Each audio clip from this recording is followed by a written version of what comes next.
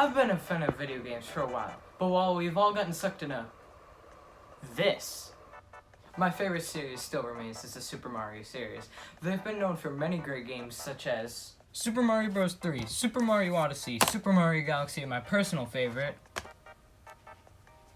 Yeah, we don't talk about that one. Well, I haven't played every 2D entry in this series. I've played every 3D one. But like, who wants to play Land and Land 2? I feel like something's watching me. But I'm not here to talk about 2D, I'm here to talk about 3D. And that's why I'm here to tell you, I just finished playing the latest game that I needed to play in the 3D Mario series. Super Mario Sunshine.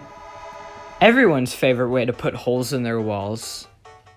Mario Sunshine, while not the best 3D Mario game, still has its own vibe and atmosphere that you will never forget. While all the levels take place on the tropical island of Isle Delfino, they still all manage to feel unique from one another. I'm looking at you, buddy! Noki Bay, Rico Harbor, Bianco Hills. While I don't like these locations as much as future and past ones to come in the Super Mario series, they're still memorable in their own way. What I do really like about these places is how they manage to feel like real-life locations you could go and visit, unlike the Galaxy games, which are focused more on platforming. If you're wondering why it took me so long to finally play Sunshine, it's because I never owned a GameCube, so I owe it all up to this cash grab of a game. I mean, celebration of 35 years of Mario history, of course. Yeah, so if you haven't heard, they re-released Super Mario 64, Super Mario Sunshine, and Super Mario Galaxy in a 3D collection for the Nintendo Switch, and some fans aren't too happy about it.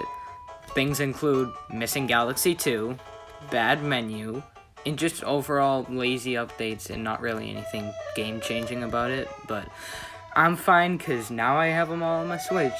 Yay, communism! But with that aside, Mario Sunshine still does have some huge flaws. Don't even get me started on the pachinko machine. You better get used to hearing this a lot. Now let's get into why I think this game is very flawed. First of all, this game is very unpolished for a Nintendo game.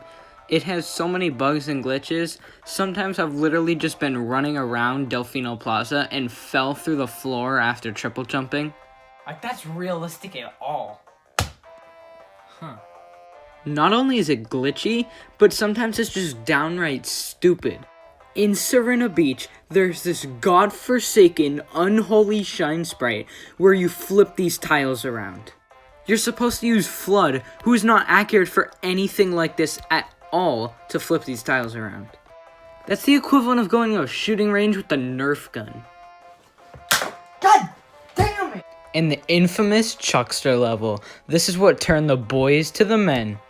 Do you like tight platforming? Do you like uncontrollable chucksters that throw you just wherever the hell they want to? No? Well, too bad. If you die once, redo this whole shine sprite, and guess what? It's mandatory! You mean to tell me that I have to go through that shine sprite to beat the game? That's almost as bad as having to play Super Mario Land. Oh, he's got a Wii remote! But if I'm being completely honest, I think that's enough complaining for one game. Who do you think we are, fans who want Geno and Smash? If you couldn't already tell by the gameplay, Mario Sunshine is not focused on platforming at all. While like 64, the levels are their own little playgrounds where you can jump and run around wherever you want, unlike 64, they're focused on more doing tasks than running around exploring. This is one of the many reasons that Sunshine is looked at as one of the worst 3D Mario games, but in my opinion, I think this is what gives it its charm. For example, the Watermelon Festival is focused on you bringing the watermelon to the little hut. And while I've heard many people complain about how annoying it is and how fragile it is, I didn't really have a problem with it. This is another reason why I like Sunshine. It's not a cakewalk. In my opinion, it is the hardest 3D Mario game. One of the reasons this game is so hard is FLUDD and platforming. In Mario Odyssey, there's this thing you can do where you long jump, throw Cappy, dive onto Cappy, throw him again, and then dive again. You can get super far with this, but it's kind of hard. In Mario Odyssey, This is the kind of move you would use to skip obstacles that would normally be in the path that you would normally take. But in Sunshine, sometimes I don't even know what I'm doing. I'll make it to one platform by doing a really hard jump with FLUDD, not knowing if it was purposeful or not intended by the game developers. This might sound bad, but in actuality, it makes the game a whole lot more challenging and fun. You've never heard of fun? Oh, never mind. That makes sense. Sunshine is not a bad game.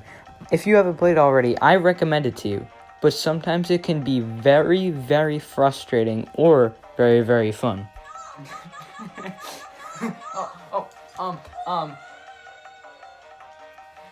Super Mario Sunshine overall. How do I say this? It is the epitome of the early 2000s. Now, I was not alive then, but when I see anything from that time period, Super Mario Sunshine is the first thing that comes to my mind. This game has its own unique spin on Mario. For example, in Odyssey, all the worlds have their own unique feel and theme. This is how most Mario games are, like, for example, 64, 3D World, Galaxy, Galaxy 2, 3D Land. They all have levels that feel like their own little world that have nothing to do with the last one you were in. But all of Sunshine's worlds all take place on a tropical island, but still feel so different from one another. Bianco Hills is a village in the middle of the island. Rico Harbor is a harbor where you get to platform on boats and steel girders. Gelato Beach, it makes you want to rip your hair out because of a frickin' sandbird. And the music. They all feel like music you would hear on a tropical island, but with their own Mario spin on it. My personal favorite being Delfino Plaza. And have I mentioned Noki Bay? In this level, you get to explore ruins, climb cliff sides, and even brush an eel's teeth. The game isn't reading my inputs. And if you're thinking, wait, he hasn't talked about the infamous lily pad level yet. Don't worry, I haven't forgotten about that. If you thought the pachinko machine in the Chuckster level was bad, just wait till you get to the lily pad level. Not only is it frustrating, the way to get into the level takes like 10 minutes. You have to ride a Yoshi across like 3 or 4 different boats onto different islands while looking at his juice bar, making sure that doesn't run out. Once you finally get to the island with the pipe, you can spray away the orange juice or whatever it is and get into the actual level, which is the most frustrating thing ever. You have to ride a rotting lily pad through poisonous water using FLUDD to control the lily pad and collect 8 red coins on the way. And if you thought that was bad, Nintendo even put a troll in there. If you get to the end without collecting all 8 red coins and you see the pipe, don't go into it, because it brings you all the way back to Delfino Plaza. What were they thinking? I know this game's 18 years old, but they should still know good and bad game design by then. So yeah, Mario Sunshine. Even though it's looked at as one of the worst games in the 3D Mario series, I still think you should definitely check it out. Just because... What the heck? The hell was that?